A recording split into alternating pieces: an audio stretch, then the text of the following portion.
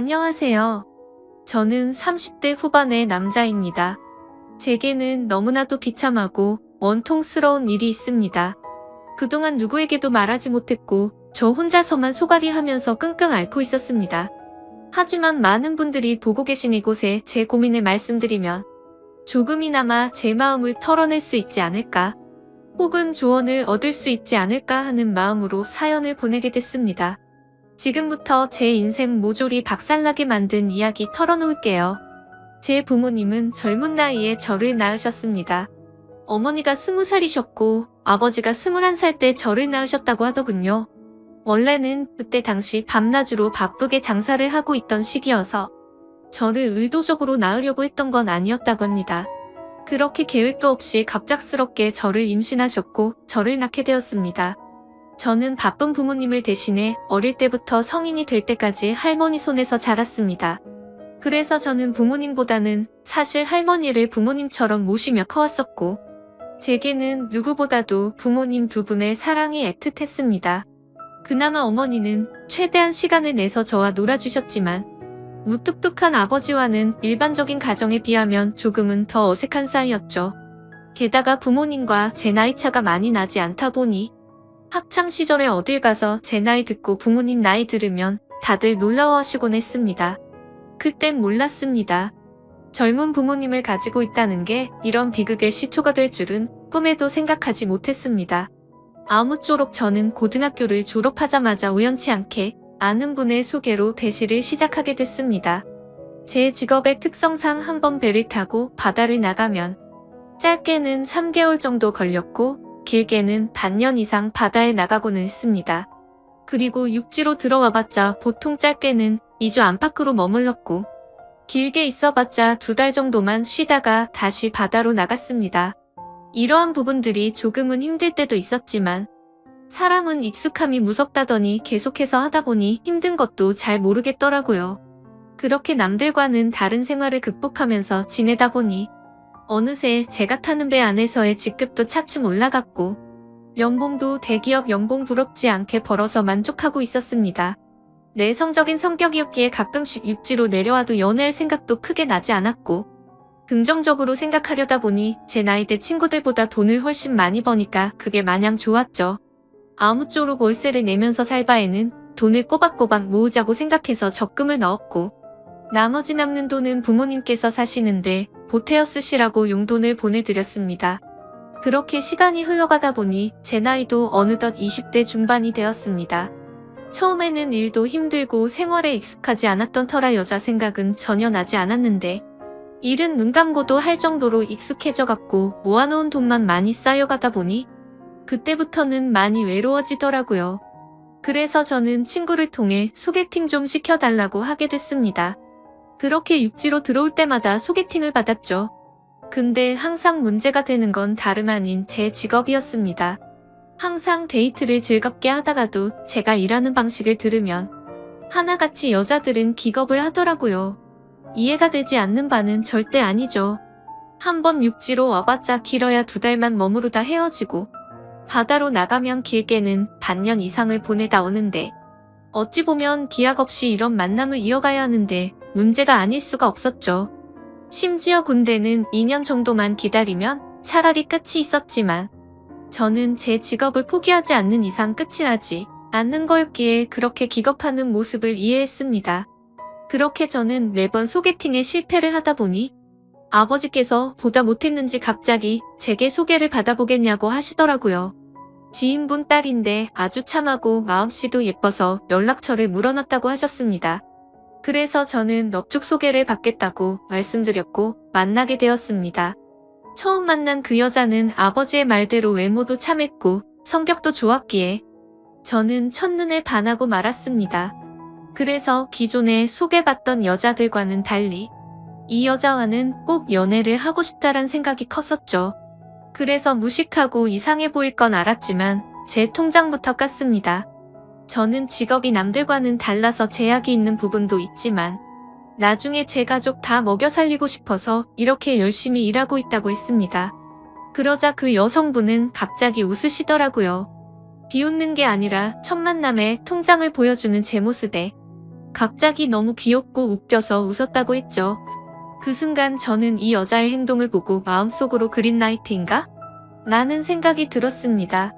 그래서 저는 더 침착하고 조심스럽게 말했습니다. 제가 바다로 나가고 육지에 머무르는 그런 기간들에 대한 얘기부터 시작해서 이것저것 많은 대화들을 나누었습니다. 그리고 제 진심을 알아줬는지 저희는 교제를 시작하게 되었습니다. 남들과는 너무 다른 교제 방식에 미안하기도 했지만 다른 사람에게 참아 보낼 수가 없었습니다. 많이 이기적인 걸 알았기에 제 모든 진심을 다해서 아껴주고 사랑해줬습니다. 그래서 아내와 1년 정도 사귀었을 무렵 저는 아내에게 프러포즈를 하게 됐습니다. 못난 저 때문에 이렇게 제약적인 만남을 해주는 것도 미안한데 고생하는 모습 보고 싶지 않다고 했습니다. 처가댁은 저희 집과 마찬가지로 돈이 많거나 그런 건 아니었습니다. 평범하게 직장 생활을 하고 계신 장인어른과 가정주부로 살아오신 장모님이셨죠. 그리고 제 아내는 공부에는 별 관심이 없었지만 지방 대학을 나와서 중소기업에서 격리로 일을 하고 있었습니다. 근데 회사에서 집까지 왕복 2시간이 넘게 걸리는 거리라 늘 마음이 쓰였습니다. 그래서 저는 그런 아내를 더 편하게 해주고 싶은 마음과 평생을 함께하고 싶은 마음에 결혼하자고 하게 되었던 거죠. 하지만 예상대로 아내는 쉽사리 수락을 하지 않았습니다. 제가 싫지 않고 만나서 함께 있으면 너무 행복하고 좋은데 바다로 한번 나가면 너무 오랫동안 못 보는 게 어느 정도 걸린다고 하더라고요. 근데 평생 그럴 걸 생각을 하니 생각할 시간이 필요할 것 같다고 했습니다. 그래서 저는 지금처럼 연애를 하면 내가 육지로 나와서도 우리는 약속 시간을 정해서 서로 만나고 또 다시 집으로 헤어지고 하는 거 시간이 아깝지 않냐고 했습니다. 함께 같이 살면서 조금이라도 더 오랫동안 계속 붙어 있는 게 좋지 않겠냐고 말했죠. 그리고 제 진심을 담아서 말했습니다. 출퇴근하느라 고생하는 것도 그만했으면 좋겠고 하루라도 빨리 우리를 닮은 아기를 낳아서 더 행복한 가정 만들고 싶다고요.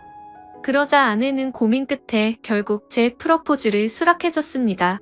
그렇게 저희는 서둘러서 양가 어른분들을 모시고 상견례를 마쳤고 다음에 육지로 돌아왔을 때 결혼하기로 날짜까지 정하게 됐죠.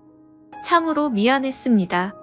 제가 신혼 준비를 도와주지 못해서 아내는 제 어머니와 같이 대부분의 결혼식 준비를 함께하게 되었고 그러는 과정에서 친엄마 친딸처럼 친해졌더라고요.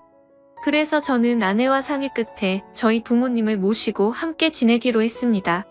아무래도 제가 자리를 비운 사이 혼자 쓸쓸히 지낼 아내를 생각하니 마음이 쓰이더라고요. 그렇게 저희는 결혼식을 하게 되었고 참 감사하게도 저희는 허니문 베이비가 생기게 되었죠. 저는 바다에 나가 있었고 아내의 임신 소식을 듣자마자 너무 신이 나서 같이 일하는 동료들에게 실컷 자랑을 했고 참 많이 행복했습니다. 저는 기대에 부풀어 행복한 가정을 꿈꾸며 열심히 돈 벌자라는 마음으로 즐겁게 뱃생활을 했습니다. 그렇게 시간은 흘렀고 제 아내는 세상 누구보다 예쁜 딸아이를 출산하게 됐죠. 정말 어릴 적부터 꿈꾸던 가정을 만들고 있는 것 같아서 눈물나게 행복했고 제 인생에 아내와 딸만 있으면 그 어떤 일도 다 할 수 있겠다고 생각했습니다. 그리고 앞으로 아이가 생겼는데 분가를 하는 게 좋을지 물었습니다. 아내는 제 말처럼 혼자 지냈으면 무섭고 외로웠을 것 같다며 부모님과 지내는 게 지금은 생각보다 좋다고 만족해 하더라고요.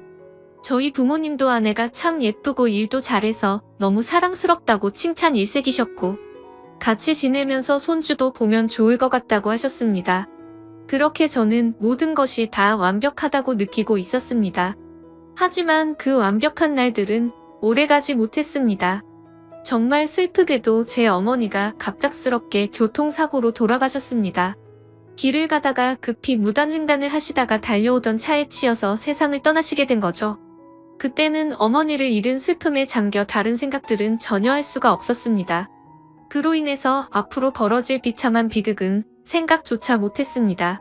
어머니를 잃은 슬픔에 잠시 일을 쉬었고 저는 다시 저희 가정을 먹여 살리기 위해 다시 배를 타기 시작했습니다.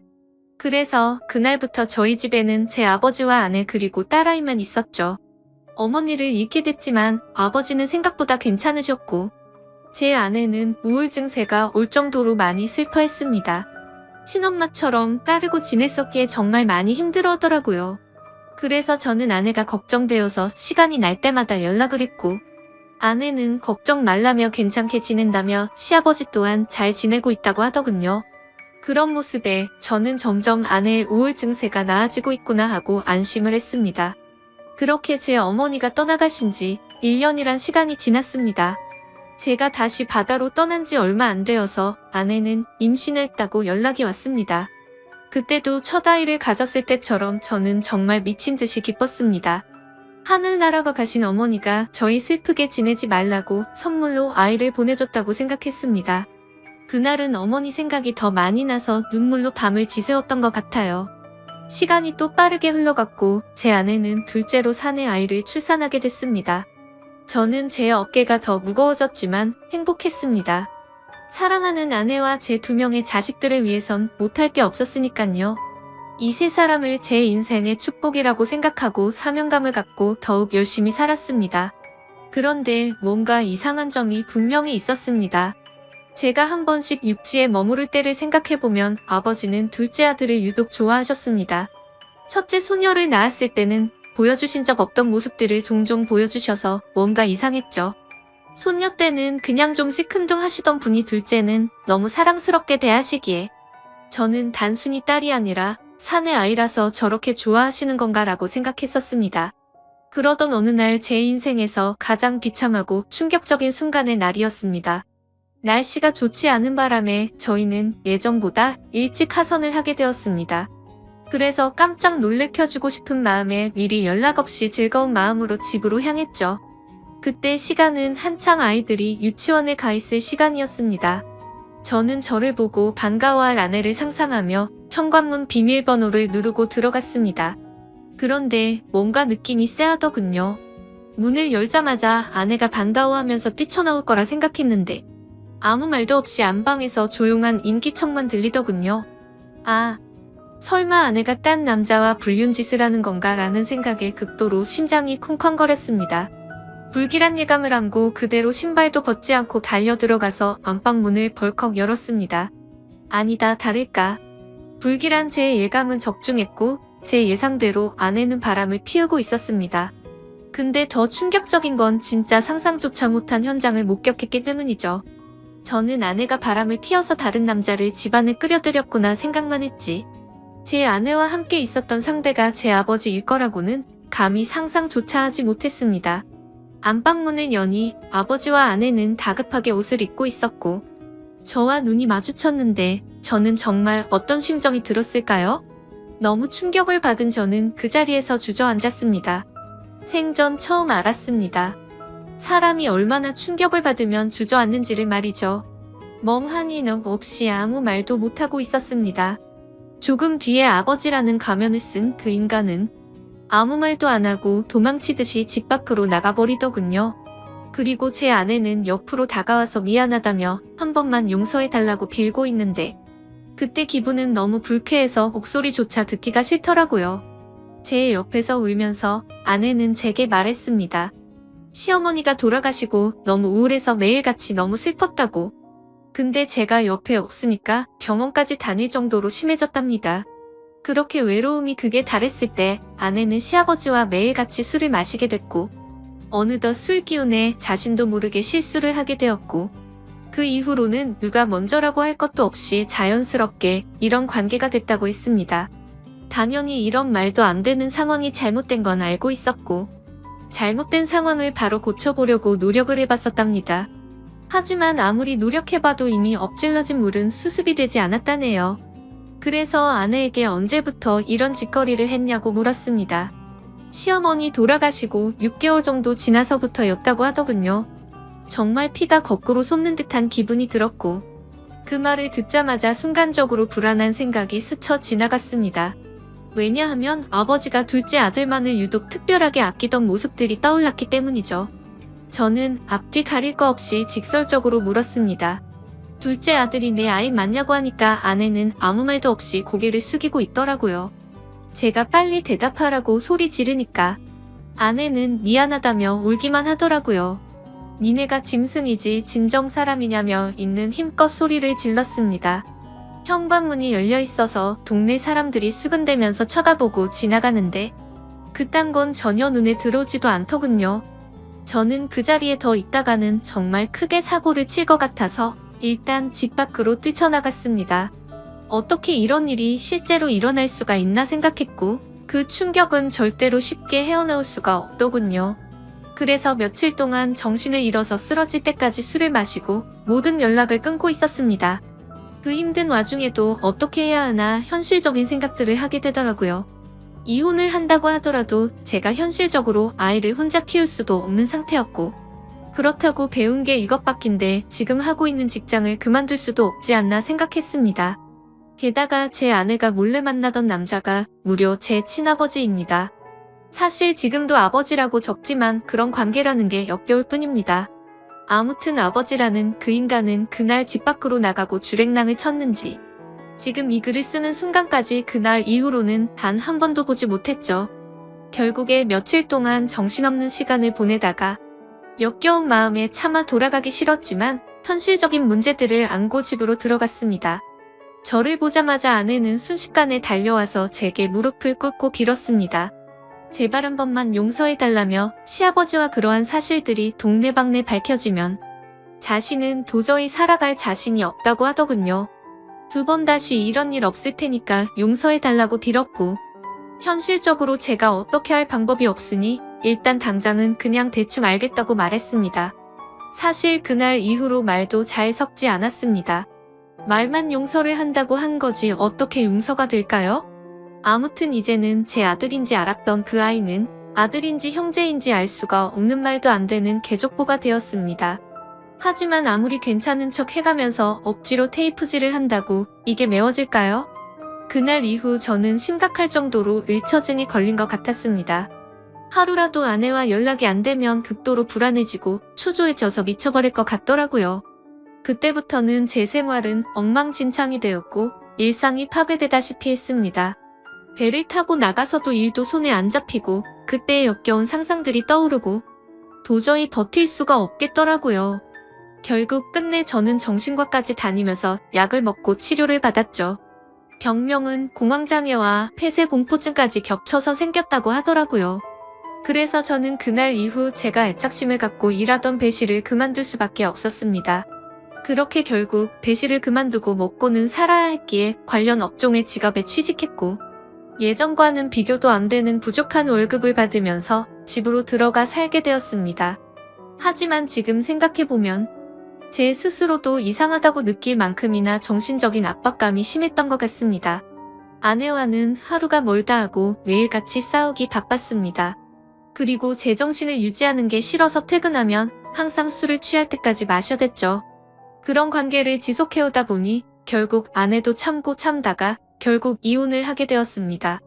아이들은 아내가 데리고 살기로 했고 저는 너무 괘씸한 아내에게 양육비는 1년치만 주겠다고 했더니 아내는 아무 말도 하지를 못하더군요. 그렇게 저희는 이혼을 하게 되었고 벌써 2년이라는 시간이 지났습니다. 한때는 아버지였던 그 인간은 혹시나 아내한테 찾아가는 거 아닌가 싶어 몰래 아내를 뒤따라 다녀보기도 했지만 그런 건 아닌 것 같았습니다. 이제는 그 인간이 죽었다고 하더라도 전혀 슬플 것 같지도 않고 평생 보고 싶은 생각이 단 1%도 없습니다. 요즘에는 알고 보니 제 아내였던 사람은 아이들 키우느라 일을 하는데 형편이 너무 어려워서 말이 아니라고 하더군요. 지금은 시간이 지나가다 보니 조금은 신경은 쓰이기도 하고 이렇게 제가 행복하게 생각했던 가정이 무참히 끝나버리는 게 맞나 싶기도 합니다. 근데 그런 생각이 들면서도 제 아버지란 인간과 함께 했었던 아내를 죽을 때까지 잊을 수가 없을 텐데 섣불리 판단하는 게 절대로 안 되네요. 여러분들이라면 어떻게 하실 것 같나요?